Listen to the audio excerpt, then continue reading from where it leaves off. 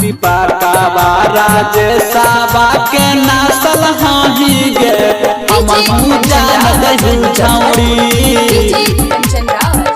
रोसाना रोहितवा के नासल हाही गे हमहू जानत हूँ छौड़ी हमहू जानत हूँ छौड़ी फूली पर के छौड़ा से तू फसल हाही गे हमहू जानत हूँ छौड़ी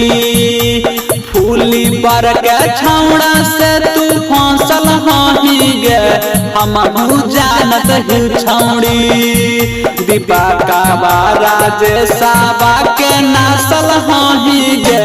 हमहू जानत हूँ छौड़ी दीपकवा राजेशवा के नासल हाही गे हमहू जानत हूँ छौड़ी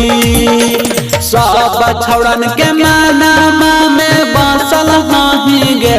हमहू जानत हूँ छौड़ी सब छौड़न के मानामा में बसल हाही गे हमहू जानत हूँ छौड़ी रोसाना रोहितवा के नासल हाही गे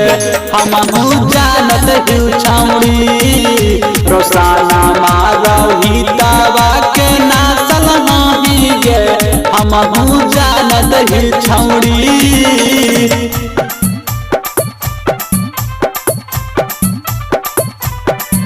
रोसाना रोहितवा के नासल हाही गे हमहू जानत हूँ छौड़ी हमहू जानत हूँ छौड़ी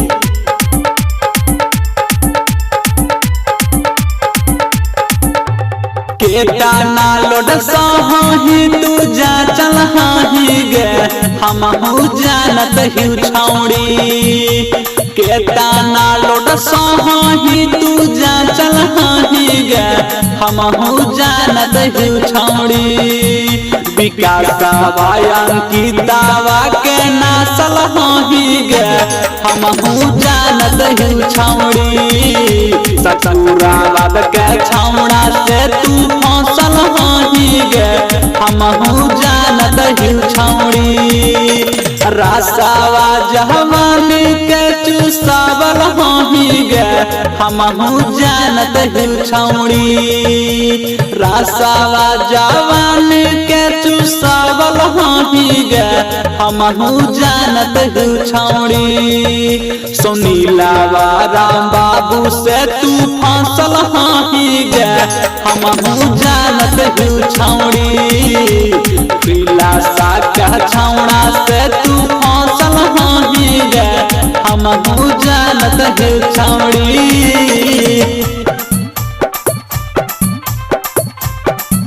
रोसाना रोहितवा के नासल हाही गे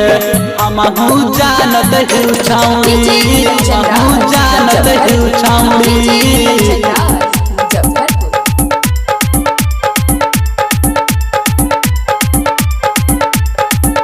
बगीचावा के मिठाया में खैले हाही गे हमहू जानत हूँ छौड़ी बगीचावा के मिठाया में खैले हाही गे हमहू जानत हूँ छौड़ी गोलुआ चंदनावा के नासल हाही गे हमहू जानत हूँ छौड़ी गोलुआ रंजीतावा के नासल हाही गे हमहू जानत हूँ छौड़ी बिना साए माटी से न बचल हाही गे हमहू जानत हूँ छौड़ी कुंदन खिलाड़ी से मिले न बचल हाही गे हमहू जानत हूँ छौड़ी रोहितवा निशावा के नासल हाही गे हमहू जानत हूँ छौड़ी इस्लामपुर के छौड़ा से तू फसल हाही गे हमहू जानत हूँ छौड़ी अमर रिकॉर्डिंग स्टूडियो गोनमा।